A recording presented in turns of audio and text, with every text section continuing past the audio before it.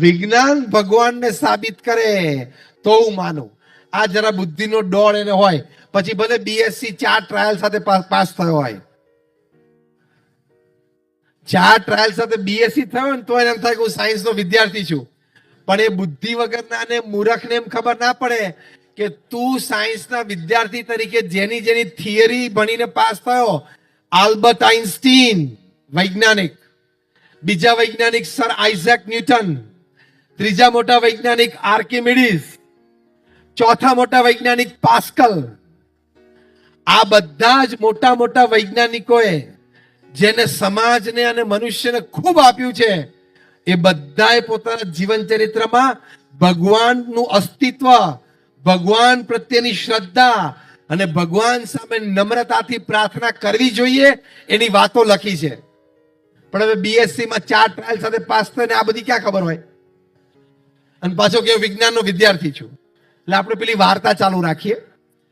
તો આ 70 વર્ષના એક કાકા રોજ દર્શન કરવા જાય. એને આ ગ્રેજ્યુએટ થયેલા યુવાને પૂછ્યું કે કાકા તમે રોજ મંદિરે દર્શન કરવા જાઓ છો? એટલે કાકા ક્યાં જાઉં છું ને. તમને મળ્યું શું?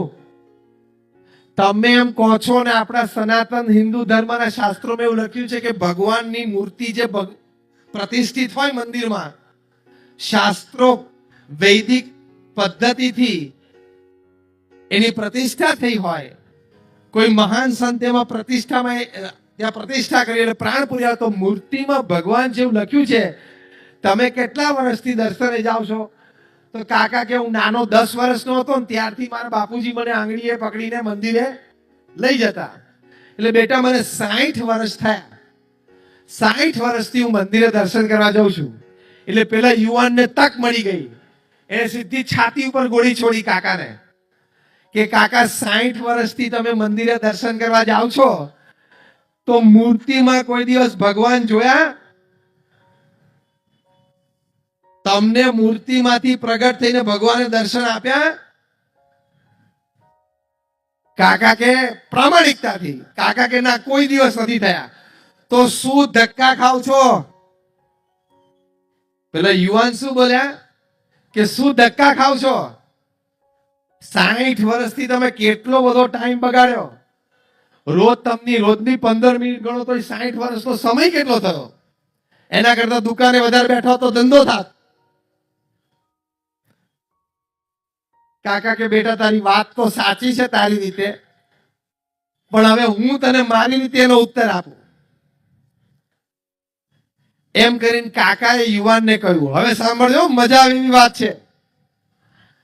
કાકાએ પેલા યુવાનને કહ્યું કે રાત્રે અંધકારમાં જ્યારે આમ રોડ સુનસાન થઈ ગયા હોય, રાત્રે 12-1 વાગ્યાનો સમય હોય, આખું ગામ સૂઈ ગયું હોય, ત્યારે કોક એક કૂતરું ભસવાનું ચાલુ કરે અને પાછા બીજા 2-5 કૂતરા ભસવા માંડે, એવી ઘટના તે સાંભળી છે કે જોઈ છે? એટલે પેલો યુવાન કે આ તો હોય જ ને, રાત્રે રસ્તા સુનસાન થઈ એટલે કૂતરાઓ બધા ફરતા હોય. તો કે પહેલું કૂતરું કેમ ભસે? કાકાએ પેલા યુવાનને પૂછ્યું. એટલે યુવાન કે કાકા એ તો એ કૂતરાએ કંઈક ચોર જોઈ ગયો હોય એટલે ભસે. કાકા કે એક કૂતરો ચોર જોવે અને ભસવા માંડે એટલે આજુબાજુની ગલીઓના બધા કૂતરા દોડીને એની પાસે આવે અને કૂતરાની જે દિશામાં એ ભસતો હોય ને એ દિશા તરફ જોઈને બધા ભસવા માંડે. બાકીના બધા એ ચોરને જોયો નથી, પણ એ કૂતરાઓને વિશ્વાસ છે કે અમારામાંથી એક જણાએ જોયો એટલે ચોર છે તો ખરો, ભસવા માંડો. આટલું કહીને કાકાએ કહ્યું કે બેટા મેં કદાચ મૂર્તિમાંથી ભગવાનને નથી જોયા, પણ નરસિંહ મહેતા થઈ ગયા, મીરાબાઈ થઈ ગયા, તુકારામ થઈ ગયા, સંત જ્ઞાનેશ્વર થઈ ગયા. આપણે કહી શકીએ કે પ્રમુખ સ્વામી મહારાજ, મહંત સ્વામી મહારાજ છે, એમણે મૂર્તિમાં ભગવાનને જોયા છે, એ ભક્તિ કરે છે. એટલે બાકીના આપણે જોયા નથી, પણ જો કૂતરાઓ પણ એક બીજા કૂતરા ઉપર વિશ્વાસ રાખી શકતા હોય તો આપણે મનુષ્ય આવા મહાન સંતોમાં વિશ્વાસ કેમ ન રાખી શકીએ?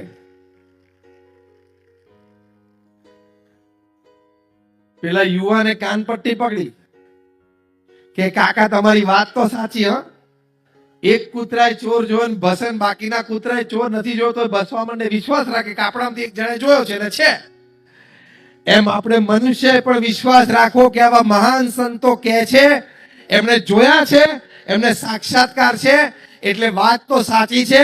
એમ કહીને છેલ્લી વાત કાકાએ એકવાર યુવાનને કીધી કે બેટા, એમ મને પણ વિશ્વાસ છે કે હું પણ આવા મહાન સંતોની જેમ, મહાન ભક્તોની જેમ હું પણ શ્રદ્ધા રાખીશ તો એક દિવસ મૂર્તિમાં ભગવાન મને પણ દેખાશે અને મને પણ આશીર્વાદ આપશે. બસ એ શ્રદ્ધાથી 60 વર્ષ જઉં છું. એ શ્રદ્ધાથી હું 60 વર્ષથી જઉં છું. માટે આ શ્રદ્ધાનું કામ છે. તમને કોઈ નોકરીએ રાખે ને પહેલે દિવસે ઓફિસ જાઓ, 8 કલાક કામ કરીને નીકળતી વખતે સાહેબને પૂછો, સાહેબ પછી તમે પેલું પગારનું કીધું છે જોઈ લેજો. અને હજી તો પહેલો દિવસ થયો તારે, તને એપોઇન્ટમેન્ટ લેટર આપ્યો છે, મહિનો પૂરો થશે એટલે પગાર આપશે. પાછો 10 દિવસ પતે એટલે સાહેબ જઈને કે સાહેબ 10 દિવસ થઈ ગયા છો, થોડું પેલું પગારનું જોજો પાછા. બીજી વાર તો સાહેબ અકળાઈ જાય કે નહીં કે તારા જેવા ઓફિસમાં બીજા 25 કામ કરે છે, પૂછ 2 વર્ષથી 5 વર્ષથી 10 વર્ષથી બધાને પગાર મળે છે, તને મળશે. પાછો 10-15 દિવસ થાય, હજી આમ પગાર હજી 5 દિવસની વાર હોય, 25 દિવસ થયા હોય અને પાછો શેઠને જઈને કે શેઠ પેલું પાછું 5 દિવસ પછી આપણું પગારનું જરા જોઈ લેજો. હવે શેઠ શું કરે કે આ તારો 25 દિવસનો પગાર અત્યારનું કરી આપું, તું જા અહીંથી. પણ આપણે આવું કરતા નથી. આપણા હાથમાં એપોઇન્ટમેન્ટ લેટર છે, આપણને વિશ્વાસ છે કે હું મહિનો નોકરી કરીશ, રોજ ઘરેથી ઓફિસ મારા ખર્ચે જઈશ, રોજ મારો સમય અને શક્તિ આપીશ, તો પણ અને પછી મહિનાના અંતે શેઠ મને પગાર આપશે. એવો એક વિશ્વાસ શેઠ ઉપર છે અને નિસ્વાર્થ ભાવે, એટલે કે 1 મહિના સુધી કોઈ અપેક્ષા નહીં, કામ જ કર્યા કરવાનું. તો 1 મહિના સુધી કામ કર્યા જ કરીએ છીએ કારણ કે વિશ્વાસ છે કે મહિનાના અંતે પગાર મળશે. એમ આપણે પણ આજીવન ભક્તિ અને સેવા ચાલુ જ રાખવાના. અંતે આપણને પગાર મળવાનો જ છે. ભગવાન કૃપાળુ છે જ, આપણને આશીર્વાદ આપશે જ, દર્શન પણ આપે અને ભગવાન પોતાના ધામની પ્રાપ્તિ પણ કરાવે, આપણો મોક્ષ અને કલ્યાણ પણ થાય.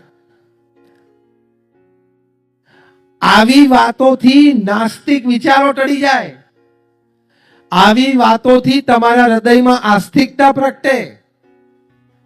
આ વાતો તમને મંદિરમાં મળે, પાનના ગલ્લે ના મળે, 4 રસ્તા ઉપર ના મળે, ફૂટપાથ ઉપર ના મળે. મંદિરમાં સંતો અને સત્શાસ્ત્રોમાંથી આ વાતો મળે. માટે શ્રદ્ધાળુ થવું એ મંદિરનો ઉપદેશ છે. તો આવા અનેક પ્રકારના મંદિરના લાભ છે. અનેક રીતે વ્યક્તિગત પારિવારિક જીવનમાં, વ્યવસાયિક સામાજિક જીવનમાં, જાહેર જીવનમાં પણ મંદિરે ખૂબ ખૂબ સમાજને આપ્યું છે, આપતું રહેશે. એમાં બે મત નથી. માટે આપણે પણ શ્રદ્ધા રાખવી.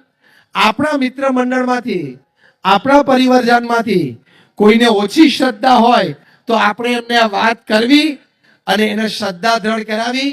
એ હિન્દુ તરીકે, એક સનાતની તરીકે આપણી પવિત્ર ફરજ છે.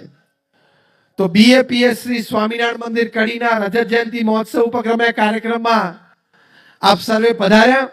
2 મહિના પછી ફેબ્રુઆરી મહિનામાં આ જ સ્થળ ઉપર 7 થી 10 દિવસનો મોટો ઉત્સવ પ્રદર્શનો સાથે થશે. ત્યારે પણ આપ સપરિવાર મિત્ર મંડળ સહિત ચોક્કસ એનો લાભ લેજો. જીવનની ઉન્નતિ માટેનો એક બહુ જ મોટો આ પ્રસંગ, બહુ જ મોટી આ પ્રેરણા અને બહુ જ મોટી તક આપણને સાંપડવાની છે.